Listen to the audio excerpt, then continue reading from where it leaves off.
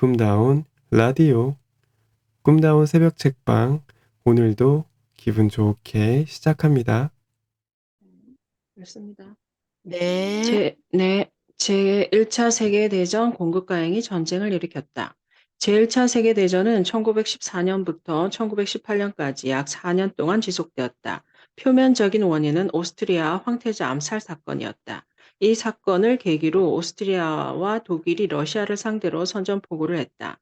러시아가 전쟁에 휘말리자 러시아의 동맹국인 영국과 프랑스가 전쟁에 참가했다. 이후 미국이 참전하고 동아시아에서는 일본이 제국주의 확장을 위해 전쟁에 뛰어들면서 전쟁의 무대는 전 세계로 확대되었다. 그런데 궁금한 점이 있다. 그럼 만약 오스트리아 황태자가 암살되지 않았다면 세계대전이 발발하지 않았을 것인가? 역사에서 만약 그런 일이 없었다면 어땠을까라는 가정은 별로 의미가 없다. 왜냐하면 가정만으로는 예측하기 힘든 변수가 너무나 많기 때문이다. 다만 오스트리아의 황태자가 테러를 피할 수 있었다 하더라도 혹은 우리가 타임머신을 타고 과거로 돌아가 세르비아계 청년을 찾아내어 황태자를 암살하기 전에 감금하고 고문한다 하더라도 제1차 세계대전을 막을 수는 없었을 것이다. 왜냐하면 제1차 세계대전의 근본적인 원인은 황태자의 암살이 아니기 때문이다.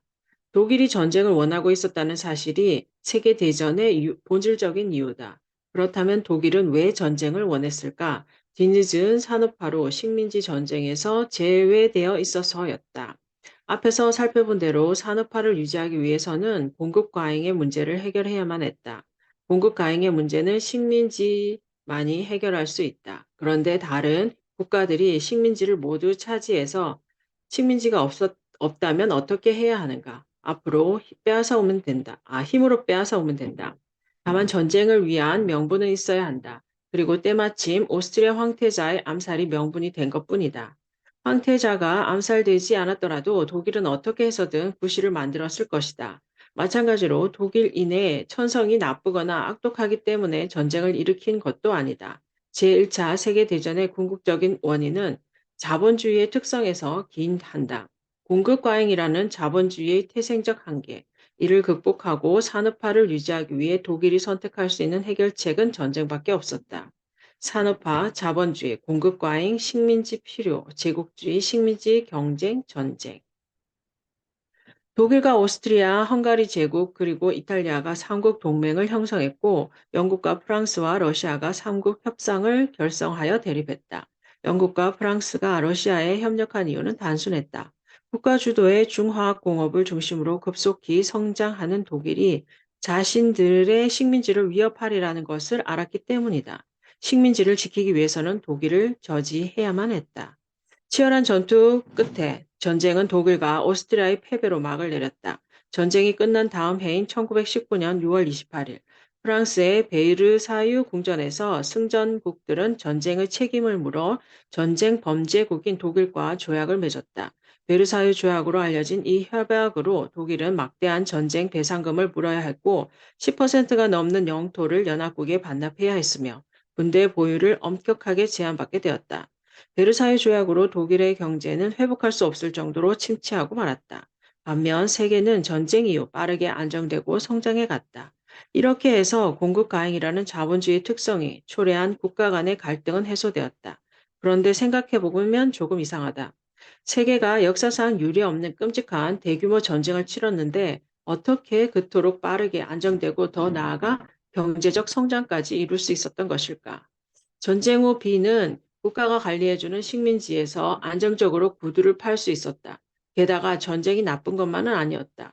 전쟁 중에 군의 구두를 납품하면서 창고에 쌓아뒀던 구두 재고를 모두 처리할 수 있었을 뿐만 아니라 밤을 새워 공장을 가동해도 군의 수요를 따라가기 힘들 정도였다.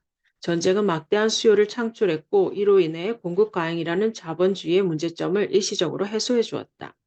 실제로 다수의 민간인은 고통스러울 수 있으나 전쟁은 일부 부르주아 혹은 일부 국가들의 막대한 부를 창출해준다. 자본주의는 전쟁과 가까울 수밖에 없다. 전쟁은 자본주의의 국가들을 유혹한다. 사실 오늘날의 자본주의를 유지해주는 핵심 요소는 두 가지다. 하나는 전쟁이고 다른 하나는 유행이다. 전쟁과 유행은 자본주의라는 어머니에게 태어나 쌍둥이 형제라 할 수 있다. 전쟁의 공급과잉의 문제를 단번에 해소하듯 유행은 필요를 뛰어넘는 막대한 소비를 창출해서 공급과잉 문제를 해소한다. 충분히 사용할 수 있는 옷과 핸드백들이 매년 옷장 구석에 쌓여가거나 쓰레기통으로 향한다. 전쟁과 유행이 없이 자본주의를 유지하기는 어렵다.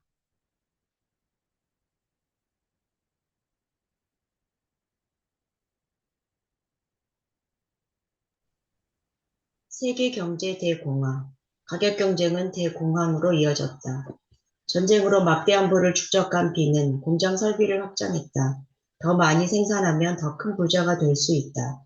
전쟁 후 세계 경제는 호황을 맞이했다. 그런데 시간이 갈수록 예전에 경험했던 문제가 다시 발생하기 시작했다. 공장 창고에 또 구두가 쌓이기 시작한 것이다. B는 문제의 원인을 알아보고자 안정적인 소비 시장인 식민지에 직접 찾아갔다. 그러고는 깜짝 놀라지 않을 수 없었다. 식민지의 원주민은 구두가 너무 많아서 구두로 국을 끓여 먹을 정도였다. 시장은 포화 상태였다. 게다가 이곳 식민지에 경쟁업체가 들어서 있었다. B는 고민에 빠졌다. 우리는 처음의 문제로 다시 돌아가야 한다. 앞서 자본주의의 특성으로 공급이 수요보다 많다는 문제점에 대해 이야기했다. 그리고 이 문제를 해결하기 위해 공급량을 줄이는 것은 좋은 방법이 아님도 전제했다. 수요를 늘려야만 했다. 수요를 늘리는 방법은 두 가지였다. 하나는 시장을 개척하는 것이고 다른 하나는 상품의 가격을 낮추는 것이다. 이 중에 우리는 새로운 시장을 개척하는 방법이 역사를 제국주의로 이끌어 제1차 세계대전으로 귀결되었던 모습을 확인했다. 그런데 더 이상의 시장 개척은 불가능해 보인다. 새로운 식민지는 지구상에 없기 때문이다. 만약 지구 외부에 지적인 생명체가 존재하는 것이 밝혀진다면 가장 좋아할 사람들은 부르주아일 것이다. 그들은 우선 우주선에 화물을 싣고 외계인에게 구두를 신기로 떠날 것이다. 그들은 새로운 시장이 필요하다. 하지만 외계 시장은 아직 개척되지 않았고 둥근 지구 위에 새로운 시장은 없다. 이제 수요를 늘리기 위해 남은 두 번째 방법을 사용할 차례가 왔다. 가격을 낮추는 방법이다. 재료비 3천, 유지비 3천, 임금 3천, 이익 1천. B는 고심 끝에 구두의 가격을 낮추기로 했다. 경쟁업체보다 질 좋고 싸게 만들어야 시장을 지킬 수 있다. 하지만 가격을 낮추는 건 생각보다 쉬운 문제가 아니었다.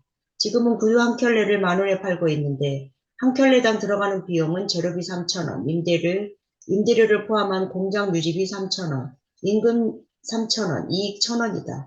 그런데 이 중에서 절반 이상을 차지하는 재료비와 공장 유지비는 B의 마음대로 줄일 수 있는 비용이 아니다. B가 선택해서 줄일 수 있는 비용은 공장에서 일하는 노동자 C1, C2, C3의 임금 3,000원과 자신의 이익 1,000원이다. 여기서 자신의 이익을 줄이는 건 의미가 없다. 내가 버는 돈이 없다면 공장을 유지할 필요도 없는 것 아닌가? 공장을 운영하는 것은 노동자에게 임금을 주기 위해서가 아니라 공장 주인인 B 자신이 돈을 벌기 위해서다. 줄일 수 있는 비용은 노동자 임금 3,000원이다. 그래서 B는 어쩔 수 없이 구조조정을 단행했다. 일의 능률이 가장 낮은 C1을 퇴출해서 임금으로 나가는 비용을 3,000원에서 2,000원으로 줄였다. 이제 구두 가격은 9,000원이 되었다. 한동안은 구두가 팔리는 것 같았다. 하지만 얼마 지나지 않아 다시 구두가 안 팔리기 시작했다. 알고 보니 경쟁업체가 구두 가격을 8,500원으로 인하한 것이 원인이었다. B는 눈물을 머금고 C2를 해고했다. 이제 구두 가격은 8,000원이 되었다. 그런데 예상치 못한 위기는 B가 눈치채지 못한 시장의 다른 측면에서 발생하고 있었다.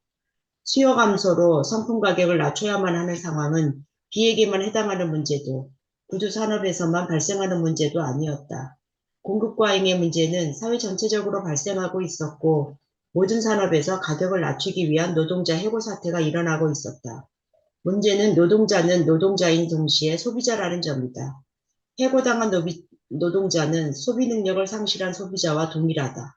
다시 말해서 사회 전체적으로 실업자가 늘어나면서 소비도 줄어들 수밖에 없게 된다. 이때 소비가 줄어든다는 것은 상대적으로 수요량보다 공급량이 더 많아짐을 의미하고 공급량을 줄이기 위해서는 다시 모든 산업에서 가격 인하 경쟁이 일어날 수밖에 없음을 뜻한다.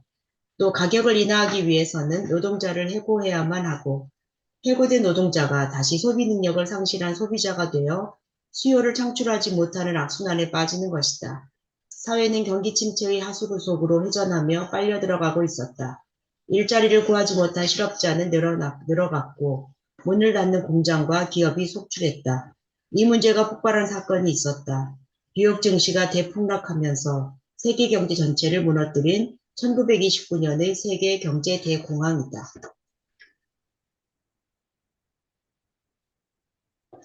전쟁으로 수요가 폭발하면서 이루어진 경제 성장은 특히 미국에 유례없는 호황을 가져왔다.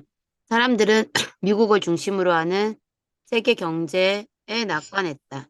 빠르게 늘어나는 자산에 들떠 있었고 많은 사람이 하루가 다르게 성장하는 기업 주식을 사기 위해 빛을 내어 투자했다.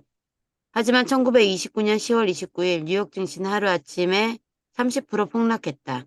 그리고 폭락은 멈추지 않고 계속 이어져 1932년에는 90% 가까이 폭락했다. 국내 총생산은 반토막이 났고 실업률은 25%에 달했다.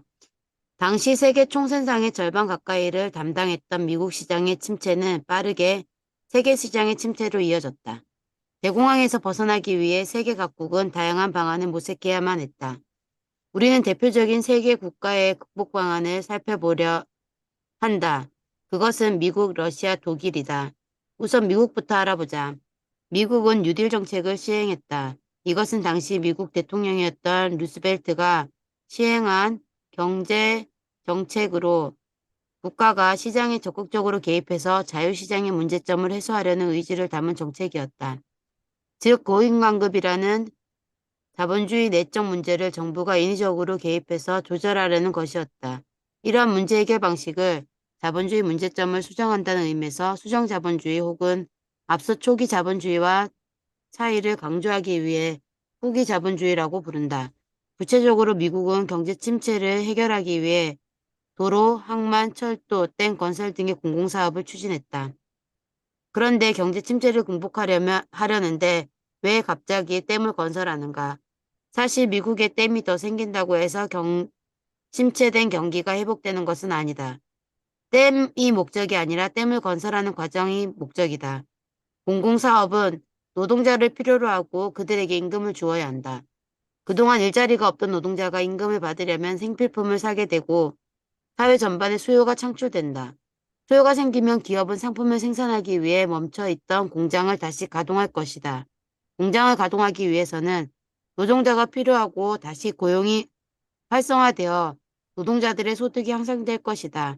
그리고 결국 사회 전체적으로 소비가 촉진될 것이다. 실제로 정부가 시장에 개입하는 수정자본주의는 어느 정도의 성공을 거뒀다. 미국 경기는 차츰 회복되었다. 여기까지 듣고 한국 사회를 생각해보면 뉴딜 정책의 사례가 우리에게 필요한 교훈인 것처럼 보인다. 한국도 만성적인 청년 실업이 문제이고 이로 인해 장기적인 경제 침체가 지속되고 있으니 말이다. 뉴딜 정책처럼 정부 차원의 공공사업으로 청년 실업 문제를 해결할 수 있지 않을까? 매우 좋은 방안 아니겠는가? 다만 이런 비교가 가능하기 위해서는 동일한 전제에서 출발해야 한다. 대공황 상황의 사업 구조와 지금 한국 사회의 산업 구조가 동일하다는 전제다. 하지만 과거 미국의 상황과 현재 한국의 상황에는 차이가 있다. 대공황 당시 미국의 산업 구조는 제조공업 중심이었고 육체노동 중심이었다. 하지만 지금 한국의 산업 구조는 서비스업 중심이다. 한국 청년들은 더 이상 육체노동을 원하지 않는다. 이미 육체노동을 요구하는 중소기업의 공장들은 일손을 구하지 못하고 있다. 오늘날 한국에서 정부가 개입한 대규모의 공항 사업이 이루어진다면 그것은 일자리 창출로 인한 개별 노동자의 이익보다는 기계화된 산업시설을 갖춘 특정 기업들의 이익이 될 가능성이 크다. 다시 본론으로 돌아오자.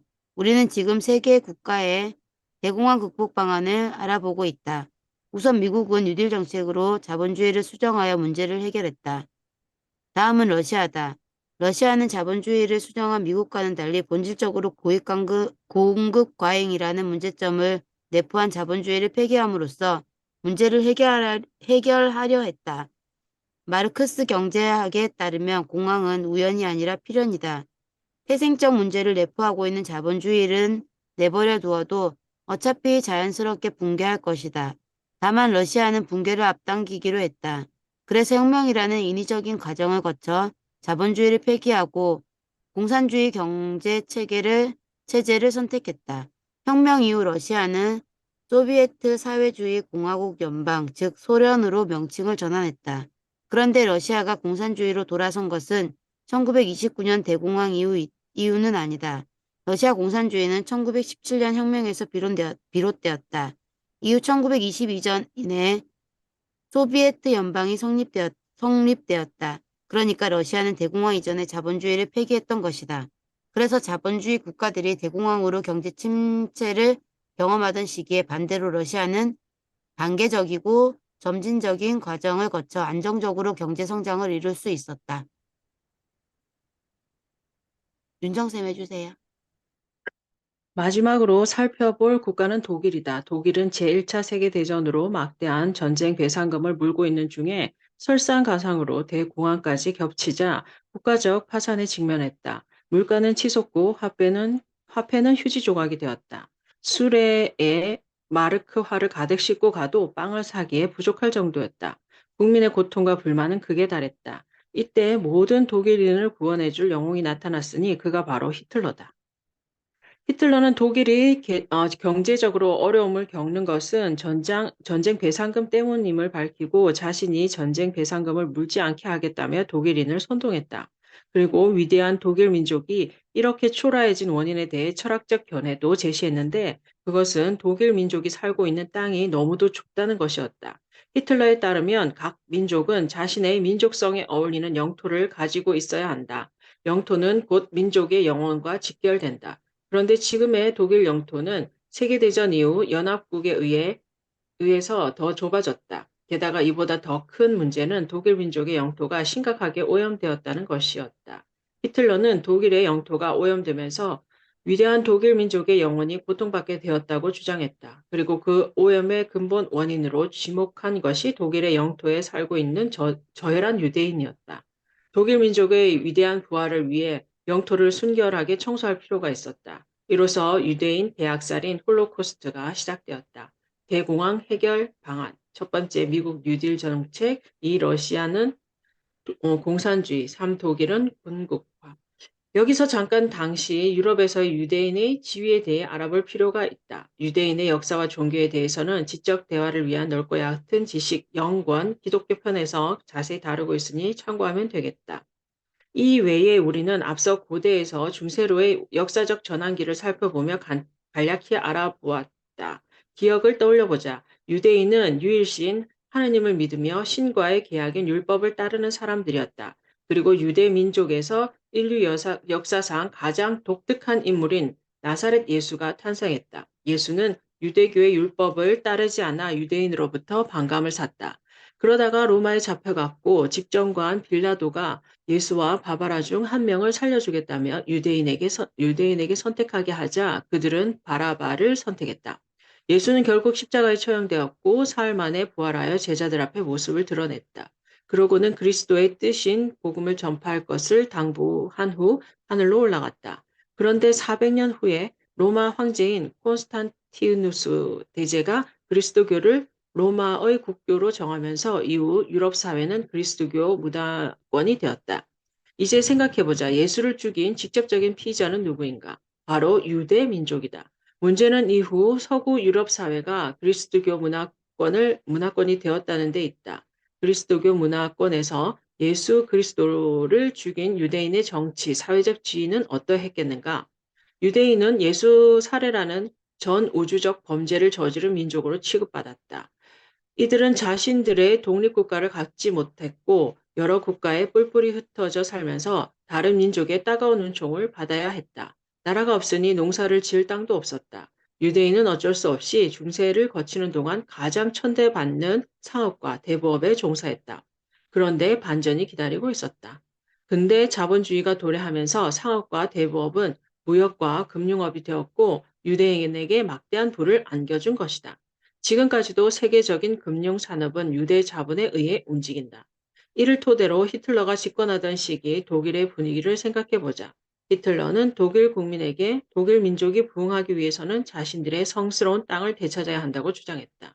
그 성스러운 땅은 유대인에 의해 오염되었다고 했다.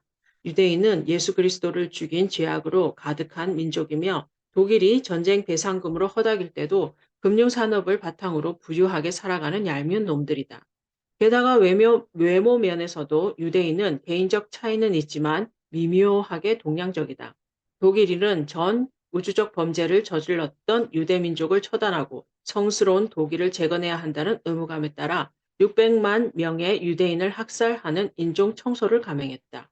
여기까지는 명분이고 실제 유대인을 학살해야 했던 실질적인 원인을 살펴보자. 역사가 이렇게. 히틀러는 베르사유 조약에 반대하며 전쟁 배상금을 물지 않게 하겠다고 민중을 선동했다. 그 결과 독일 민족사회주의 정당인 나치당이 민중의 열렬한 지지로 집권당이 되었다. 일단 집권을 하긴 했는데 히틀러는 고민에 빠졌다. 민중에게 전쟁 배상금을 물지 않게 하겠다고 장담해 놓았긴 한데 영국, 프랑스와 다시 협상하자고 하기는 힘들 것 같고 방법이 없었다.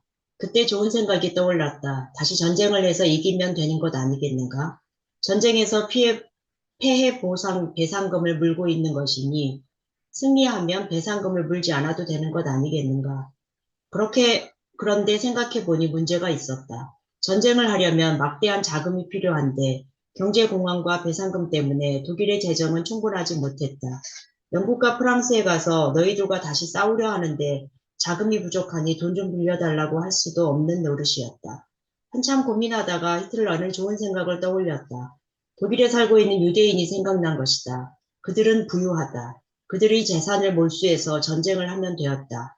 하지만 아무런 이유 없이 재산을 몰수하면 여론이 좋지 않을 것이고 독일인도 쉽게 수긍하지 못할 것이다. 그런 까닭에 사람들이 납득할 만한 철학적 정당화 과정이 필요했다.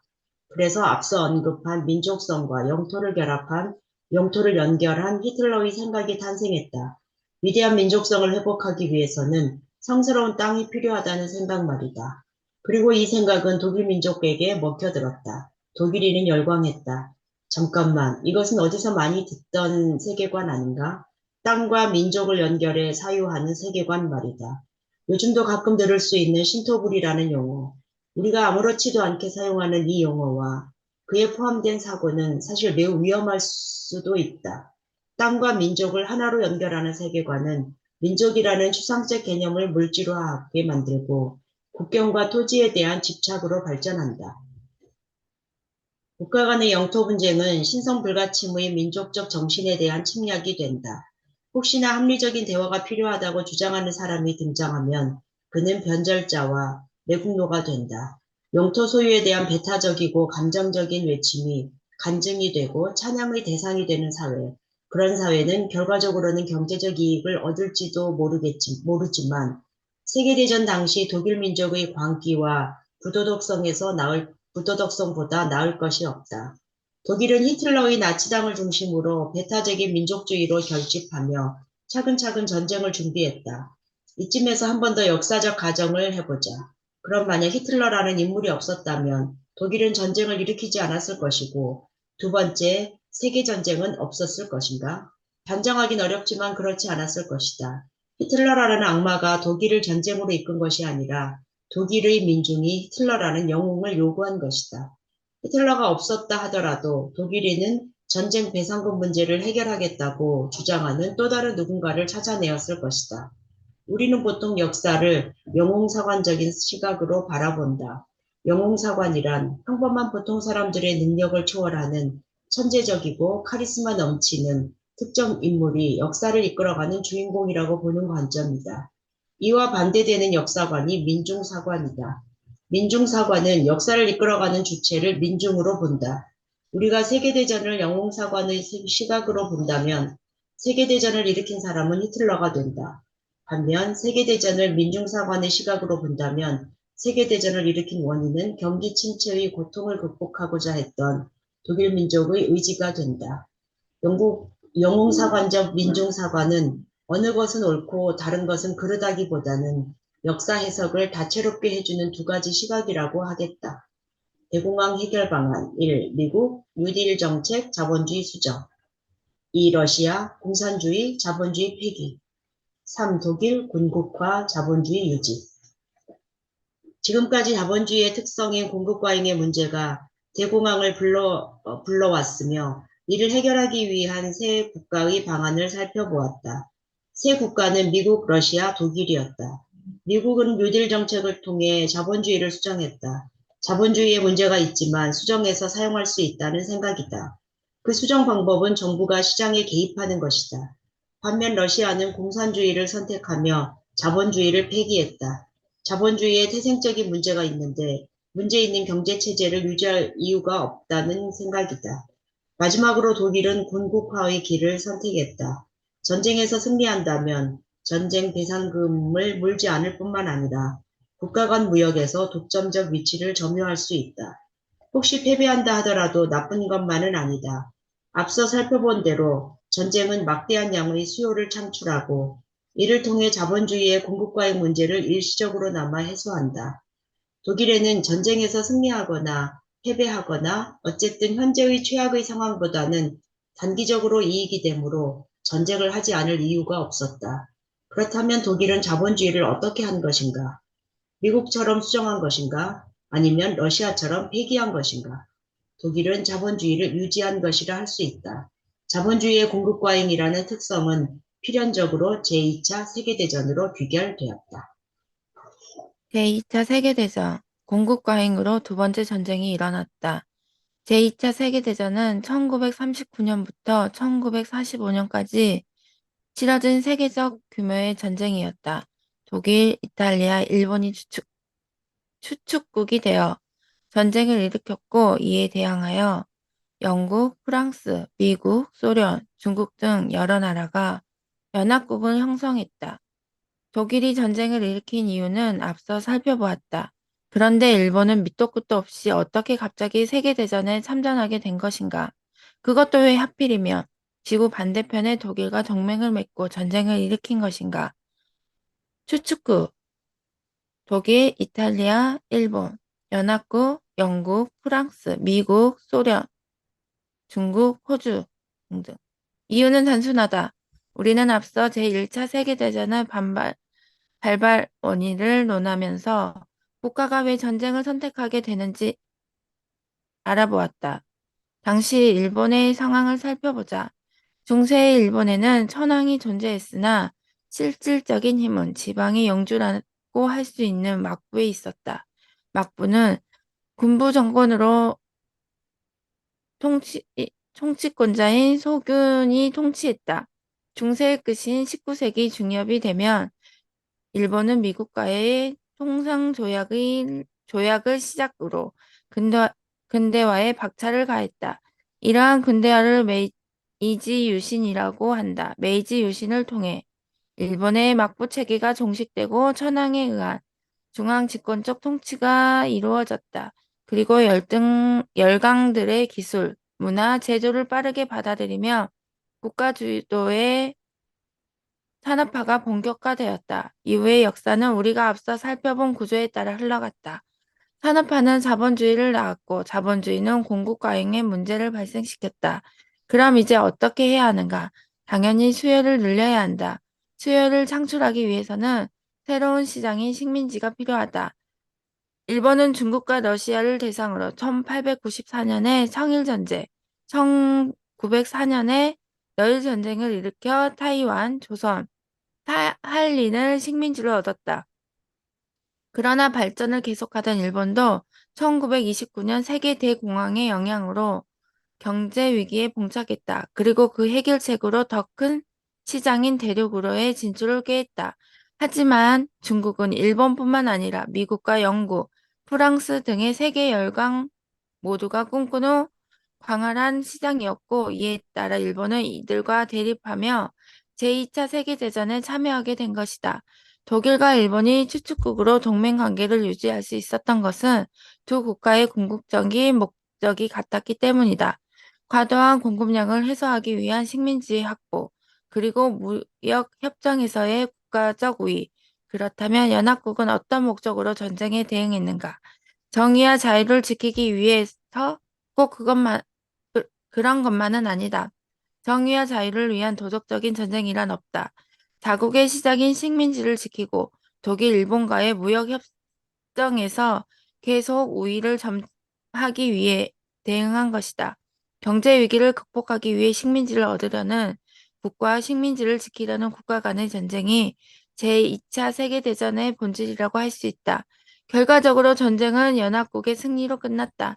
1945년 5월에 독일이 먼저 항복했고 같은 해 8월 히로시마와 니가사키에 미국의 핵폭탄이 투하되고 나서야 일본은 천황제를 유지하는 대신 무조건 항복하기에 이르렀다. 그날이 15일이었다. 그래서 1945년 8월 15일은 인류 역사에서 세계적인 동전일이 되었다. 일본의 식민지였던 지역의 관점에서는 광복절이 되었다. 제2차 세계대전의 종전과 함께 근대도 저물었다. 역사는 현대로 나아갔다. 냉전 시대. 왜 자본주의와 공산주의는 대립하는가? 전쟁이 끝나고 세계는 새롭게 재편되었다. 세계 역사의 주도권을 쥐고 있던 영국과 프랑스로 대표되는 유럽 사회는 전쟁으로 황폐해졌다. 대신 제2차 세계대전의 승전국인 미국과 소련이 세계의 중심으로 떠올랐다. 미국과 소련은 세계대전 중에는 독일과 일본에 맞서 동맹을 맺고 있었지만 그것은 불안한 동맹이었다. 공동의 적이 사라지자 이질적인 체제로 대결할 수밖에 없었다. 서로 판이하게 다른 경제 체제 때문이었다. 대공황 이후 미국은 정부가 시장에 개입하는 후기 자본주의를 선택했고 소련은 러시아 혁명을 거치면서 공산주의 국가가 되었다. 자본주의와 공산주의라는 두 체제를 중심으로 세계는 팀을 나누어 재편되었다. 자본주의를 지지하는 국가로는 미국, 서유럽, 일본, 남한 등이 있고 공산주의 국가로는 소련, 동유럽, 중국, 북한 등이 있다. 이 두 세계는 체제와 군비 경쟁으로 아슬아슬한 힘의 균형을 이루었다. 미국과 소련은 모두 막대한 양의 핵무기를 보유하고 있었기 때문에 두 국가가 전쟁을 시작한다는 것은 전 세계적인 핵전쟁을 의미했다. 실제로 현재까지도 미국과 러시아는 대략적으로 각각 7,000기와 7,300기가량의 핵무기를 보유하고 있다는 것으로 알려져 있다. 그런 까닭에 미국과 소련이 직접 전쟁을 한다는 것은 쉽지 않았다. 물론 전면전으로 갈 수 있는 위기의 순간들이 있었으나 직접적인 충돌은 없었다. 대신 다른 국가들에서 국지적으로 전쟁이 발발했다. 대표적인 예가 한국전쟁, 베트남전쟁, 쿠바 미사일 위기, 베를린 위기, 아프가니스탄 침공 등이다. 이렇게 미국과 소련의 전면전 없이 긴장과 갈등이 계속되고 체제 경쟁이 심화되는 상황이 냉전 시대의 특징이다. 냉전 시대는 제2차 세계대전이 종식된 1945년부터 소련이 개혁과 개방을 외치며 해체된 1991년까지 기간을 말한다. 그런데 궁금한 점이 있다. 도대체 자본주의와 공산주의는 왜 싸워야 하는 것일까? 그냥 두 체제가 각각 행복하게 살아가면 되는 것 아닌가? 서로 간섭하지 않고 말이다. 어떤 국가는 자본주의를 선택하고 다른 국가는 공산주의를 선택하면 사람들이 자기가 살고 싶은 국가로 가서 살게 되는 것 아닌가? 도대체 두 체제는 왜 대립하려고만 하는 것인가? 이에 대해 방공교육을 잘 받은 사람은 이렇게 대답할 수도 있다. 공산주의는 악이기 때문이다. 북한의 모습을 봐라. 공산주의는 국민을 억압하고 정보를 차단하며 그들에게 고통을 준다. 자유를 추구하는 우리가 그들에게 자유를 줘야 할 의무가 있다. 혹은 종교적 관점에서 이렇게 말하는 사람들도 있다. 공산주의자는 신을 부정한다. 신을 부정하는 것 자체가 스스로 악마임을 증명하는 것이다. 우리는 악마와 타협할 수 없다. 첫 번째 답은 맞는 말이기도 하지만 하면서 동시에 맞는 말이라고 보기 힘든 면도 있다. 왜냐하면 이 비판은 공산주의가 아니라 독재에 대한 비판이기 때문이다. 또한 아직도 경제체제를 성과학의 대결로 보는 정근대적인 발상에 근거하기 때문이다. 이에 대해서는 이 책의 정치, 사회 파트에서 다룰 것이다. 일단은 자본주의와 공산주의가 하나의 세계에서 공존할 수 없는지를 경제적 측면을 생각해 보기로 하자. 이에 대한 이해가 냉전 시대에 대해 객관적으로 평가할 수 있게 도울 것이다. B는 제1차 세계대전 때와 마찬가지로 제2차 세계대전 때도 막대한 부를 축적할 수 있었다. 대공황의 여파로 눈물을 머금고 운영을 중단해야 했던 공장이 전쟁으로 다시 가동된 덕분이었다. 전쟁이 수요를 창출했기에 가능한 일이었다. 해고했던 노동자들도 다시 고용했다. 공장은 점진적으로 안정되어 갔다. 그런데 또 예상치 못한 문제가 발생했다. 노동자로 고용한 C1, C2, C3의 분위기가 심상치 않은 것이다. 예전에는 쉬고 있다가도 비가 공장에 방문하면 괜히 더 열심히 일하는 척도 하고 특별히 시키지 않은 일도 서로 경쟁하듯 앞장서서 했다. 비는 그런 모습이 내심 마음에 들었다. 그런데 최근 들어서는 상황이 급변했다. 어째 비가 공장에 오면 노동자들 간에 서로 말을 맞췄는지 불평불만을 쏟아냈다. 업무량은 많은데 임금이 적다느니 공장 환경이 좋지 않아 건강을 해치게 되었느니 보상하느라느니 하고 말이다. 게다가 예전처럼 비 마음대로 노동자를 해고하는 일이 없어야 한다며 누군가를 해고할 때는 노동자 전체와 다시 협상해야 한다는 것이었다. 비는 어처구니가 없었다. 비의 입장에서는 언제 또 구두 수요량이 줄어 공장의 위기가 반복될지도 모르는데 임금을 올려주거나 공장 환경을 개선하는 것은 부담스러웠다. 게다가 내가 돈 벌기 위해서 시작한 사업인데 내 마음대로 고용과 해고를 하지 못한다는 것을 이해할 수 없었다. 그러다가 비는 우연하게 구두 공장 근처에서 빵 공장을 운영하는 D와 만나면서 사건의 내막을 알게 되었다. D는 큰일이 났으며 자신은 망했다고 하소연했다. 자신이 빵을 수출하고 대신 원료인 밀을 수입하는 국가가 하나 있는데 그곳에서 노동자들이 반란을 일으켰고 결국 공산주의 국가가 되었다는 것이다. B가 물었다. 공산주의 애들은 빵 안 먹는데? 뭐가 걱정이야? D가 말했다. 공산주의 애들은 자본주의 국가랑 거래를 안 한대. 공산주의 국가가 자본주의 국가와 무역 거래를 하지 않고 적대적인 관계를 갖는 것은 공산주의 체제가 생산수단을 독점한 자본가의 존재를 인정하지 않기 때문이다. 이에 대해서는 이 책의 경제 파트에서 곧 자세히 다룰 것이다. 다만 여기서는 공산주의가 자본주의와 무역 거래를 하지 않았다는 결과만을 가지고 생각해보자. 그게 도대체 왜 문제가 되는가? 공산주의가 자본주의에 거래하지 않는 것이 뭐가 그리 큰일인가? 공산주의 국가가 거래하지 않겠다고 하면 다른 자본주의 국가들끼리 무역을 하면 되는 것 아닌가? 그것이 불가능한 이유는 자본주의의 특성에 기인한다.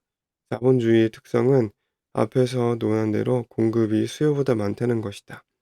수요를 늘리기 위한 방법은 무엇인가? 식민지 개척이다. 식민지는 공급 과잉을 해소할 시장으로서 기능하기 때문이다. 시장 확보가 필수적인 자본주의 입장에서는 자본주의와 무역 거래를 하지 않는 공산주의 국가가 늘어난다는 것은 시장의 축소를 의미한다. 시장의 축소는 수요량의 감소를 의미하고 수요량의 감소는 생산 중단, 즉 공황을 의미한다. 다시 말해서 공산주의 국가의 존재 자체가 자본주의의 위협이 되는 것이다. 그런데 이에 더해서 이렇게 존재만으로도 위협적인 공산주의가 체제의 우월성을 자랑하며 영역을 확대하고 있었다. 더 무서운 것은 하나의 국가가 공산주의 사회로 변하는 것이 다른 공산주의 국가가 침입했기 때문이 아니라 자본주의 국가 내부에서 발생하는 일이라는 점이었다. 자본주의 국가의 노동자들이 반란을 일으켜 자본가들을 제거하고 그들 스스로가 생산수단을 공유하면 그것이 공산주의의 혁명이었던 것이다. B는 대충 상황이 파악된 것 같았다. 왜 요즘 들어 노동자들의 눈빛이 예전 같지 않고 자신을 적대적으로 보는지도 알 것 같았다. B는 고민에 빠졌다. 그런데 생각해보니 이 상황은 어디서 많이 본 듯한 상황이다. 아주 먼 옛날 B가 A의 지배를 받았을 때 B가 A에게 불만을 가졌던 상황과 비슷하지 않은가? 그때 B는 자신이 노동해서 만들어낸 생산물을 A가 생산수단으로 소유했다는 이유만으로 모두 가져가는 것에 불만을 가지고 있었다. 여기까지 생각이 미친 B는 그때 A가 어떻게 위기를 넘겼는지 생각해냈다. 맞다. A는 신을 요청했었다. 신을 통해 자신의 지배를 정당화했었다. 그런데 그럼 큰일이다. 신을 몰아낸 건 B 자신이 아니었던가? A를 몰아내기 위해 A의 지배를 정당화해주는 신을 몰아내고 그 자리에 이성을 불러온 것은 바로 B 자신이었다. B는 고민에 빠졌다. 이를 어쩌나? 무엇인가 자신이 노동자들을 고용하는 일을 정당화해줄 정신적인 무엇인가가 필요했다. 그리고 생각 끝에 B는 정말 괜찮은 것을 찾아냈다. B는 노동자들을 모았다. C1, C2, C3가 불만을 가득한 얼굴로 보였다. 업무 시간 외에 부르는 것도 임금에 포함되는 것이냐는 둥, 쉬는 시간도 보장해주지 않느냐는 둥, 노동자들은 불만의 소리를 높였다. B는 짜증이 났지만 속마음을 숨기고 최대한 근엄하고 숭고한 표정을 지었다. 그리고 나지막하게 말했다. 존경하는 노동자 여러분, 여러분이야말로 진정한 애국자입니다. 멀리 다른 나라에서는 독재자들이 공산주의를 앞세워 국민을 억압하고 있습니다. 국민은 고통과 가난 속에서 하루하루 힘들게 살아가고 있습니다. 그런 공산주의가 우리나라에까지 검은 마술을 뻗치려 하고 있는 지금과 같은 국가적 비상시국에 이 나라를 지키기 위해서 열심히 자신의 소임을 다하시는 노동자 여러분을 뵐 때마다 저는 감격의 눈물을 흘리지 않을 수 없습니다. 비가 손수건으로 흐르는 눈물을 닦았다. 비가 계속해서 말했다. 아직은 국가적으로 비상시기인 까닭에 여러분께 더 많은 것을 돌려드리지 못하지만 우리 공동의적인 공산주의만 사라진다면 국가와 기업은 여러분의 수고에 보답할 것입니다. 선조들이 지켜낸 조국을 위해 함께 싸워나갑시다. 비가 연설을 마치고 내려오면서 곁눈질로 보니 노동자들은 당혹한 표정으로 웅성거리고 있었다. 비는 마음이 놓였다. C1이 C3에게 말했다. 뭐야, 너희가 말한 공산주의가 반국가적인 그런 거였어? C2와 C3가 당황했다. 다음 날부터 노동자들은 묵묵히 맡은 일을 열심히 했다. 국가는 요청된다. 국가라는 개념은 신의 개념과 마찬가지로 지배체제를 정당화하는 역할을 수행한다. 그리고 특히 애국에 대해 강요함으로써 지배자들을 편리하게 한다. 그래서 애국은 국가 차원에서 장려되고 교육된다. 애국자와 국가유공자에 대한 보상과 기념 절차에 국가 차원의 지원이 이루어지고 사회는 이들을 지칭하는 어휘를 검열하고 교정한다. 반대로 애국과 거리가 먼 사람들에게는 공공연한 정치, 사회적 압력이 강해지고 이들을 자칭하는 어휘에는 거칠고 모욕적이며 배타적인 언어들이 허용된다. 여기까지 할까요? 한 장 남았네. 네, 뒤에 얼마 안 남았네. 예. 먼저 읽을까요? 그러나 국가에 대한 요청은 제가 할까요? 네. 네. 그러나 국가에 대한 요청은 자본주의만의 특징은 아니다. 신을 요청할 수 없는 모든 지배 권력은 애국을 장려한다. 합리적인 교육을 받은 사람이라면 혹은 지적 대화를 하고자 하는 사람이라면 신과 국가에 대해 객관적으로 생각해 볼 필요가 있다. 여기서 신과 국가에 대해 객관적으로 사고한다는 것이 이들의 존재를 부정해야 함을 의미하는 것은 아니다. 신과 국가의 객관적인 의미를 초월해서 사회에 정치적으로 과장되고 포장된 의미가 나에게 강요되고 있었던 것은 아닌지 신중히 살펴볼 필요가 있다. 우리는 냉전 시대에 대해 알아보고 있다. 냉전은 자본주의 진영과 공산주의 진영의 대결과 갈등을 말한다. 우리가 물은 것은 왜 자본주의와 공산주의가 대결해야 하는가였다. 그리고 그것이 자본주의의 특성에 기인한다는 것을 알았다. 자본주의는 공급가액 문제를 해소하기 위해 시장이 필요한데 공산주의가 확장되는 것은 곧 시장의 축소를 의미하므로 자본주의에 위협적이었다. 두 번의 세계대전이 시장 확보를 위한 전쟁이었던 것과 마찬가지로 냉전의 위기에도 시장 확보를 위한 경쟁이 본질적이었던 것이다. 또한 공산주의의 이념적 특성이 자본주의를 내적으로 붕괴시킬 가능성을 가진 까닭에 자본가는 이를 경계할 수밖에 없었다. 공산주의라는 유령은 세계를 떠돌며 자본가와 자본주의 국가들을 불안하게 만들었다. 끝나지 않을 것 같았던 미국과 소련의 대결 국면은 소련의 경계 침체와 체제의 비효율성이 드러나며 급격한 전환을 맞이했다. 소련의 연방들은 더 이상 소련의 리더십을 신뢰하지 않았다. 1980년대 중반 이후부터 소련은 개혁과 개방 정책으로 선회했고 1991년 12월 26일 마침내 소련은 러시아와 15개 신생공화국으로 해체되었다. 냉전은 종식되었다. 미국과의 화해와 긴장 완화의 시기가 찾아왔다. 이를 데탕트라고 한다. 그리고 공산주의 체제의 몰락은 자본주의 독주 시대가 찾아왔음을 알리는 신호탄이 되었다. 감사합니다. 네, 감사합니다. Had it not been 이 for 책 music. 재밌네요. 네, 되게 재밌네요. 역시 어, 역사를 알아야 돼요. 이게 네. 진짜 재밌는 것 같네요. 아, 이게 괜히 나온 게 아니에요. 자, Had it not been for music. 2% 시작하는 거를 이렇게 줄여서 얘기하기도 합니다. 음악이 없었다면 Had it not been for music.